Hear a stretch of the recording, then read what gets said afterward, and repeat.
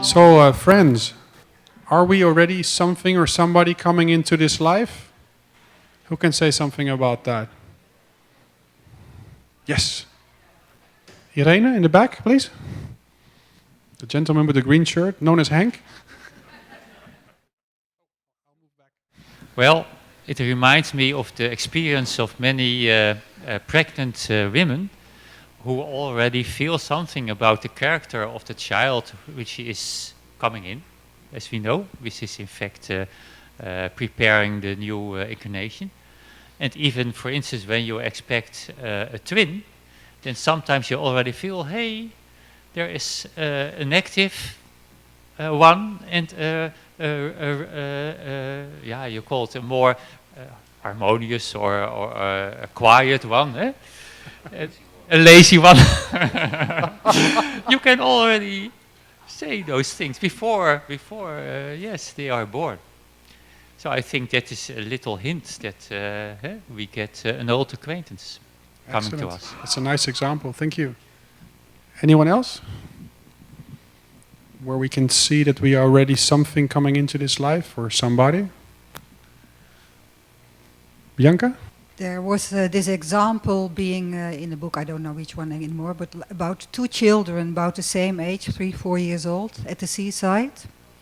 And when this big wave came in, one child started to jump up and down and be happy and loved the wave, and the other child was so terrified and started crying for his mother. Same situation, different reactions. Same family. Wow, that's a nice example as well.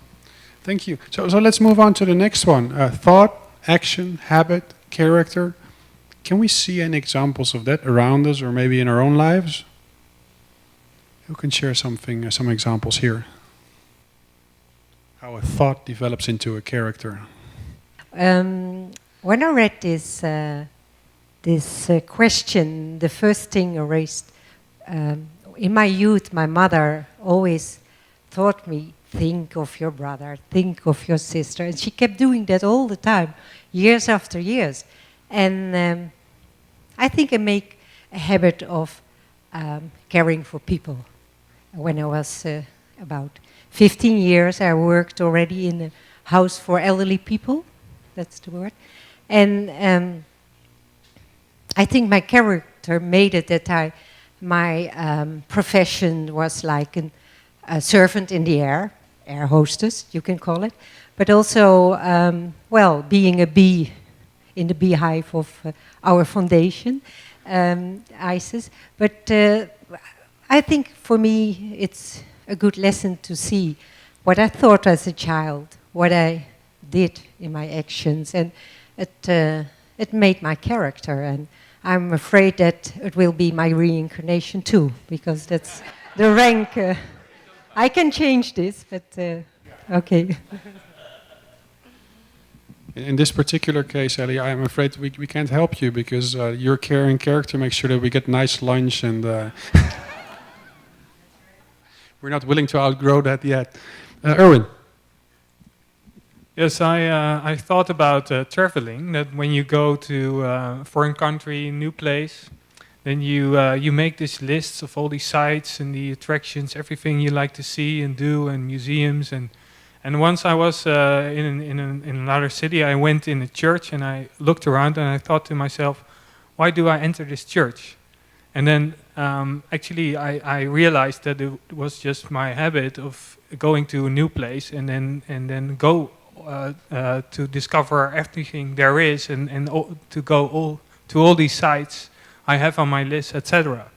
And then two things happened. I thought about all the places from my hometown I haven't visited yet, museums, the Peace Palace. And so I had a couple of very enjoyable days just visiting the touristic places in my own hometown.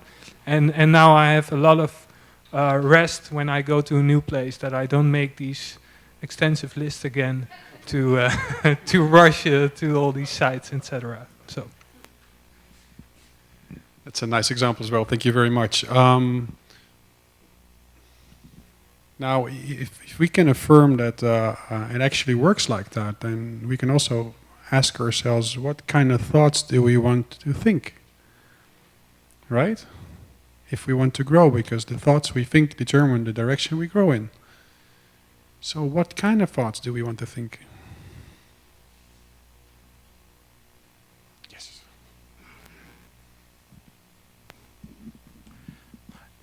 That's a very important question, and it relates to what we were discussing in our group. First of all, you have to determine what you want to grow into, what you want to become. And you must have a vision. And in the light of that vision, then we realize that we have, in our present moment, we have a lot of obstacles. For example, addiction, or addiction to many things. Perhaps the most common one, addiction to gossip, to fault finding, to judging others, and not looking at their, in terms of, they're dumb, stupid, and not seeing their or enemies and so on. So, if to grow into a higher vision, where you see, where you see the best in others, then you must realize that all of us are essentially of the same nature. And when you do that, you realize that in order to see the best in others, you have to overcome all the negative judgments and negative thoughts that you have built. And to do that, to move in the new direction, is not going to be easy. You start struggling, and that will require a lot of will, determination, and also a lot of patience. Patience, in the sense that it takes a long time to get there. And also patience allows you to learn from others. And above all, you have to be indifferent to results. You must do it without wanting results immediately. Otherwise, you become a fanatic.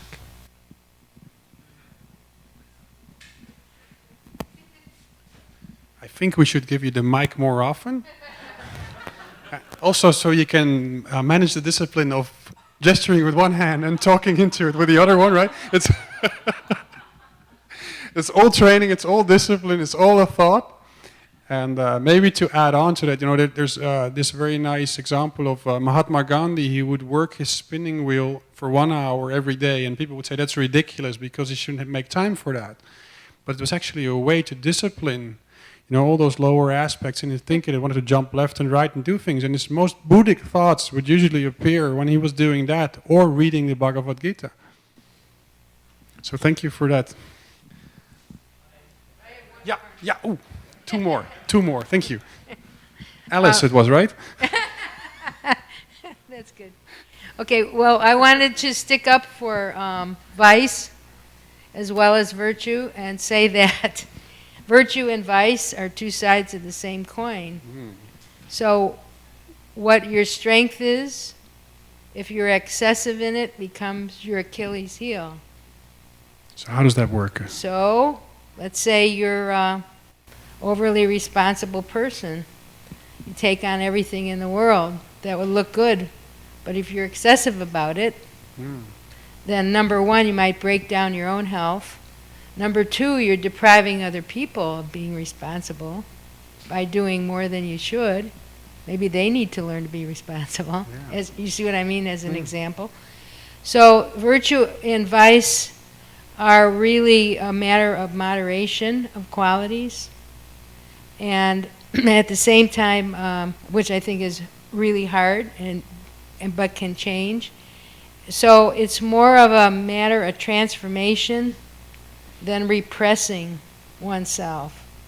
because the repression, it's going to come out.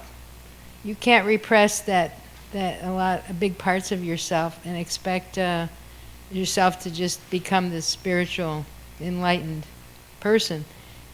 Those qualities need to be transformed from being excessive or being having a lack of, being deficit in them, to something that can be helpful and useful in yourself. You have to embrace your shadow, your demons. And That's a very interesting concept, kiss April. them on the nose. Kiss them on. How do we do that? Well, you have to see them first. How do you kiss them on the nose? You have to see them first. That's a good one. Self-awareness. Self-awareness. You have to be Okay. awareness. Know And then thyself. what? What do you do? Then they got to find Find the nose. Well, then you have to in fact see in what ways you can transform that part of yourself instead of denying it, instead of pushing it away. What about it can be useful? What helpful to you? How can it help you to grow? Now, April, I'm kind of curious because we were talking about thinking before. So how can your thinking help us there, or our thinking help us there? Okay. Get on to Yes. The torch is passed. Sometimes it requires unthinking. You can either Unthinking. Unthinking. Deconstructing. Deconditioning. Which you could call that a thought, action, habit itself. But often it requires, that's the only way. So in that unthinking, undoing, we discover new ground where these dualities of seeming positive and negative may have a deeper reality. Now you want an example, I know. I don't have to say No? anything anymore. That's great. Yeah, please. Yeah. Please do. And then we'll go to Barend in the back. We've seen you. Well, I mean, this is a very specific kind of example. I don't know how it could be applied in larger ways, but I know, for example, in working with a client working with a client of mine who had an eating disorder, any discussion of eating disorder made it worse, Yeah. either positively or negatively. Not to touch it, got better. It was like feeding the thought, right? Either pro or con fed Yeah, the yeah. problem. Yep. Focus on So something else. Yes. Great example. Thank you. Selflessness. Thank you, Ken. I think the best way to grow is, the key word is imagination. You have to imagine what you will become. And the best way to grow is not focusing on yourself, but focusing on humanity or society. If you make a building, image building of an ideal society, of the brotherhood of all men and all beings, and you focus your thinking on that image, you will grow very, very fast. And of course you have some troubles in life, but you don't need to strive for that idea. You have to live from it. I think that was the example Mahatma Gandhi gave us. Yes. He didn't want to throw away the government, so he didn't want to fight the English. He was just living his ideal. And that's the key, I think. We have to imagine our ideal world.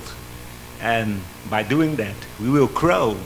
And the paradox is we don't even want to grow because we're not focusing on ourselves, but we are focusing on the big whole.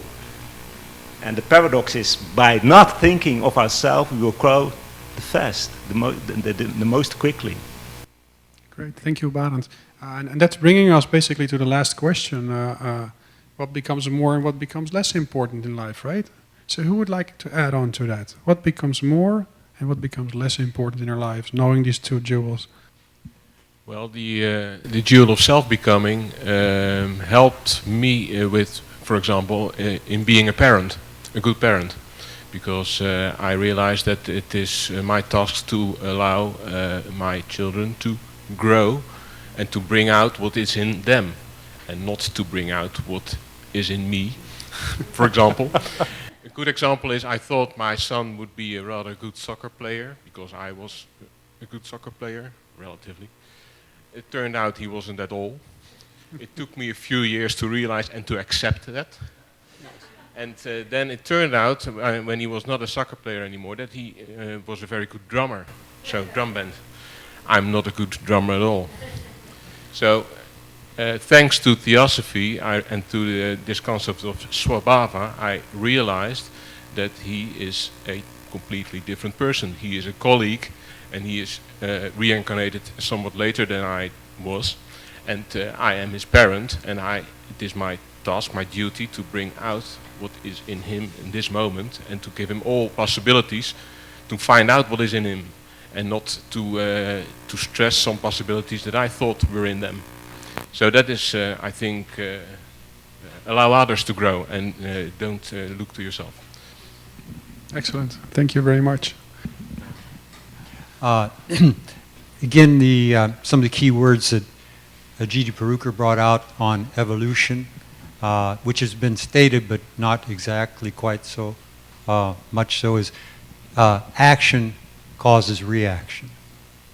If you move in certain directions to, like, say, to improve yourself, I want to do better on this or that, automatically the certain, you might say, elementals or those characters in yourself, those living thoughts and entities in yourself, don't like this because they're used to being around, and they want to stay around, have a good time, etc., etc. So they're going to react to that. And you have to expect that. In a larger sense, again, you can't, no one moves, or no aspect moves entirely straightforward and never stops. You have polarity everywhere. Electricity, you have positive and negative. You have yin and yang. And if you want to bring about any type of change, not only in yourself but in others, expect a reaction to it on the other side. And that's really the way nature works in general, and certainly as far as evolution. So I just throw that in the equation. Thank you very much. So we will be tried, right? Okay. I'm sure. Oh, one more. Sorry. Yes.